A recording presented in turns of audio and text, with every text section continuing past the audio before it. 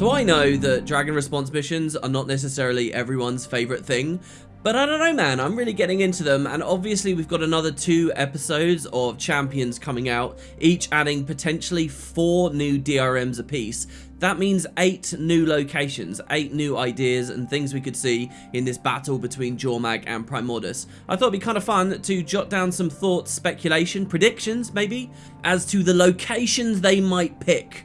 And so this kind of overlaps a little bit with story speculation, but really I'm just wondering, where are the coolest places ArenaNet can take us? Because going to Lake Doric in this most recent patch was fantastic. They really transformed how that area looks, and even did something I was hoping they'd do, and that is raise the water level. They didn't raise it entirely, but it was higher, and the suggestion therefore is we got a glimpse there of Lake Doric years after the Crichton Civil War as we first experienced it in Living World Season 3. That was fantastic. And the fact that the devs are basically saying, hey, you might not own Living World Season 3, you might not have spent those gems or got that release, but we'll take you to that area of the world anyway, that's kind of huge. Doesn't that sort of open the door to a billion other places? And that's really what I want to think about. Now, the one thing I don't think we'll see is Heart of Thorns locations. I mean, maybe I'll be wrong. Maybe we'll be returning to Tyria or something like that, or the Nova Slab. That would be pretty fantastic. But my gut is that we won't be seeing any of that. But Path of Fire,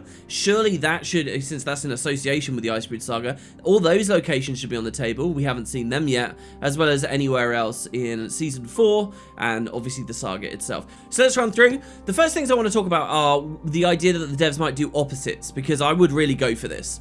And that is, you know, you look at an icy area, and you have a destroyer attack, burns and melts all the snow. That's going to look really dramatic and really interesting. In truth, they might not be capable of doing this that well. You'll notice, in fact, that with the Metrica Province DRM, the very first one, they kind of overlap it with an already existing fiery cave with the Primordus attack, just to sort of benefit them. So you might see a bit more like that, but I like the idea of opposites, and in particular places we haven't been for a while. Path of Fire. Let's get some Path of Fire locations. I'm going to say that Delgamore area, the snowy place in the desert highlands. We all love that location, right? With all its little treasure rooms and runes that you can port in and out of. That's a big space. They could definitely do a cool DRM where you're once again exploring there. Maybe even that giant hole that takes you down to the weird celestial creatures. That Delgamore place was a highlight of this era of this expansion. It was all anyone could talk about around release, and now as we close out of the whole Path of Fire era, I think it'd be cool to go back there. It's snowy, there were already destroyers there during POF 2, so maybe now the idea that Primordus is attacking it more in full is cool. And what can they do too? They can put more Delgamore dwarves around. We saw them in Champions 2, they could be in the story now, and this is a good excuse to talk to them more. Exact same kind of vibe that we got with the Thunderhead Keep one. Another thing for Path of Fire that I really think would be great to burn is actually to go back to Vabi. I would love to see the Garden of Saborin getting bombed to hell and destroyed. Vabi is such a beautiful place, and I don't really spend enough time there, so a DRM would be perfect. Here's something that would be even more perfect. Well, Kralkatorrik flew over the garden, remember? And a part of it was branded. Now, the story is set up that the dragons won't go over each other's territory, but Kralkatorrik's gone now. And Aurene kind of changed all the brand. Like when we went to Grothmar, we had the Kralkatorrik Emergence Zone. So ArenaNet could go back and like put Aurene stuff in that area. And we can maybe see the destroyers avoiding her version of modified Kralkatorrik brand or something. There's cool story ideas there. I really do believe in that. Obviously, there's a ton of other really gorgeous places they could pick for POF, but I'm going to go with Vabi. Right, and now let's talk about Jormag. Where might Jormag attack? And now what we want to do, this is a bit trickier, is find really hot places that she would freeze. And it's funny, I really struggle on this. It's very hard. You might think, oh, let's go back to Ember Bay. Well, hold on, that was already a ton of destroyers. Like, that's clearly destroyer domain. Alright, Draconis Mons. Same kind of problem there, unless you say that the druids managed to hold them back or something. I don't think either of those locations work. Think of any random lava place in Corteria. It's very likely there's destroyers there. Mount Maelstrom, yeah, it's a destroyer thing. That random hole in Keswick's Hills that you help that little girl in, oh, it's a destroyer area. Really, as far as Corteria is concerned, you only have Flame Legion stuff and Fireheart Rise. So I like the idea of Jormag going after these areas and, you know, that big volcano Hrangmir there as well. That could be very good, and in fact, hold that thought, because I really want to talk about another aspect of Fireheart Rise in another section in a second. So that's one thing. Talking about Path of Fire, I think the Forge Foundry is a really good idea as well, because again, it's very hot. Obviously, the Forge themselves have left, but ArenaNet have kind of color graded that environment and got all the fires and stuff, so it kind of makes sense to freeze it out and you get this really pronounced effect. And then also, what about Season 2? You know, we're never really talking about it. A lot of people think of the Season 2 maps as a part of core, really, because of how they were bundled, but I think we should go to Drytop. Wouldn't it be cool to see Drytop under the same kind of thing that we saw with Lake Doric, where it's completely frozen and snowing? You know, like when the sandstorm blows in and you lose visibility? Have that, but it's a snowstorm instead in Drytop. That'd be so cool! Come on, that's got to be up there, right? I'm always sad that we're only going to have 8 slots. You'll see, I've got a lot of ideas here. Right, so that's one thing. Let's go back to this idea of Fireheart Rise. And in particular, I just want to talk about instances that they could reuse we haven't seen for ages. So I think that taking us back to the Thunderhead Keep area was quite inspired, because most of us aren't really hanging out there anymore. Well, what other proper locations like that do they have in the game? Well, it actually turns out a ton. Let's talk about dungeons. Remember how in Season 4, you got to go back, sorry, this was Season 3, with the Lake Doric release, you got to go back into Cordicus's Manor, and you got to play the dungeon in reverse, and it was like a few years later when you saw it developed. We could get a Dragon Response mission in a dungeon. Please, that would be such a good idea. I don't know if the devs are like cautious about it because they don't want people thinking about dungeons too much or whatever, but that didn't stop them back in that previous season. And yeah, a lot of the dungeons do unfortunately deal with dragon corruption, so you kind of got that question mark there, but some of them don't. Like, what about Ascalon Catacombs? That's even better, because it's kind of like an open, free roaming feeling dungeon in some ways. So having a DRM there where you get to travel around a lot, that would be brilliant. A little bit of interaction with the ghosts again. The Ruined City of Arar is a fun one to think about too, because maybe we would see how the Unchained react to incursions from Jormag and Primordus. Surely those areas are open for grabs. Does that mean maybe Siren's Landing's available a little bit? But going back to dungeons, what do we have in Fireheart Rise? A fiery dungeon. So I actually think it would be really cool if COF in Guild Wars 2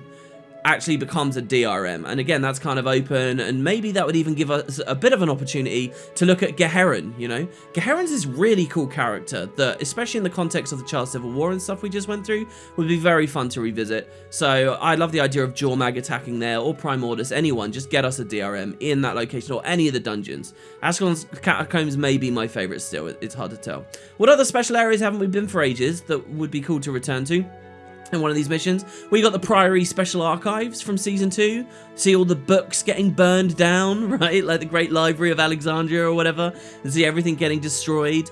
In fact, I really like the Siren's Landing release, because it also had that White Mantle Stronghold instance where we first met Livia in the finale, right before Path of Fire. You know, they never took us across the Bandit Brisbane Bridge, but we did kind of get like a mini instance up there. It would be cool to see that get reused. Maybe the Shining Blade headquarters underneath Divinity's Reach. I think that's probably a little bit small. And held still with that release, this is how good Siren's Landing was, you've got Abaddon's Reliquary as well, which not only is a really interesting kind of environment we haven't seen for a while, but it even has some unique enemies, those Guardians of Abaddon, that could certainly be reused. If you watch my recent mini-pet video, you'll have heard me talking about that. One downside to all these ideas I've had so far is I think they're probably all a little bit small. One of the cooler things about DRMs is that they do take place on large areas of the world and utilize mounts to move around. It's been really cool seeing NPCs riding on mounts in Gendaran Fields and stuff, for example. So if you want something bigger, I do have 2 ideas, and I think they're both really good. One of them is the Labyrinthine Cliffs. You could get a bit of that Zephyrite stuff going on there. I don't know whether there'll be an ally that we can rally at any point, but that's a very cool idea to me, because you could actually play with a lot of verticality, and it is now big enough. In some ways, the Labyrinthine Cliffs isn't a special or rare place now that it's a festival that comes back over and over again. I get that, but having a DRM there might be nice. And then even better is, I mean, the king of all massive locations you only get to go to for a little while and can never return to, It's Claw Island, isn't it? I mean, Claw Island would be a brilliant location for a DRM. Either dragon could attack that place. Say that maybe they're consuming the magics left over from Blightghast, the Plaguebringer's body or something. Get a little bit of more conversation with the Lion Guard. And hell, if End of Dragons has a lot of Tengu story going on with it, that's close enough to the Dominion of Winds and, you know, the proposed Delesio seaboards that maybe you could tie all this stuff together. So Claw Island is really big on my list. I'd love to see that. Finally, I do have some other little ideas. Now, these are kind of wild and sort of just turn into story speculation, but these would be proposals for totally new environments. Now, look, I know the whole idea of dragon response missions is so that the devs can make content a little bit more efficiently with a smaller team, because most people are working on the expansion and so on. So don't hold your breath for anything massive or amazing, right? But there are 3 places I would really like to see the Icebrood Saga explore before we move on.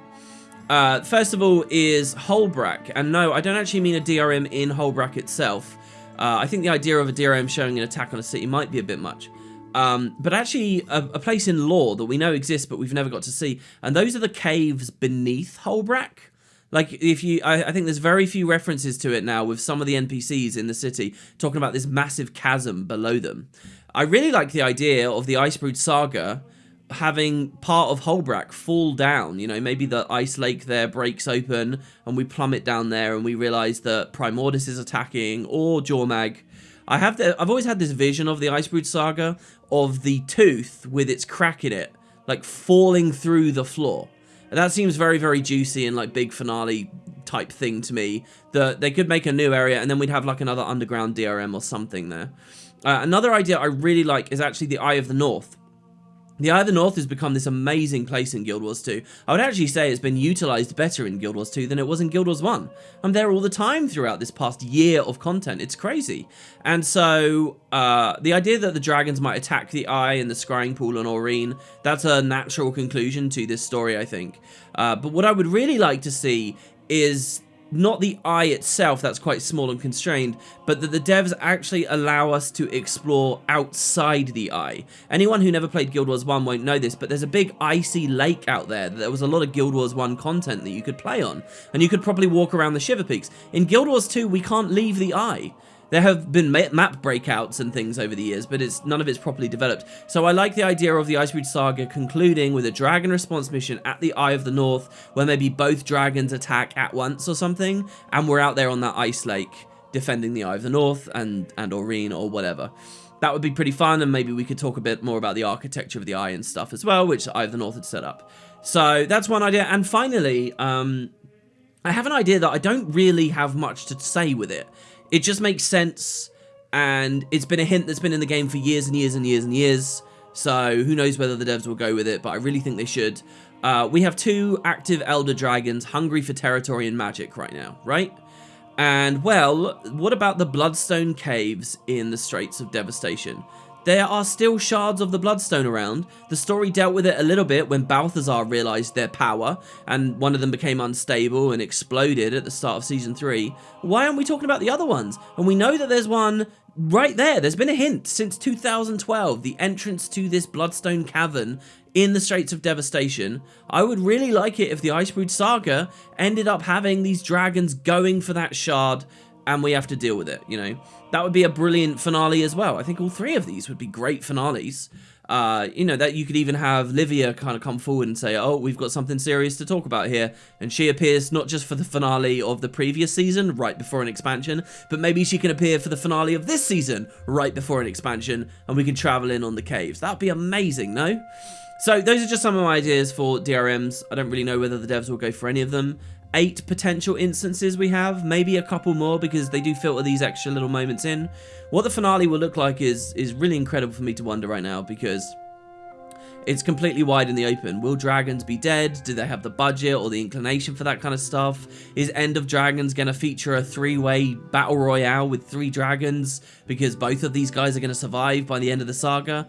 It's nuts. We really are in the wild territory here. And these are just some of my thoughts. So thank you guys. I really do like dragon response missions. Let me know what you think, or if there's a big idea that I haven't touched on yet. And a big sincere thank you for watching the video. I hope to see you on another one. Take care now, everyone.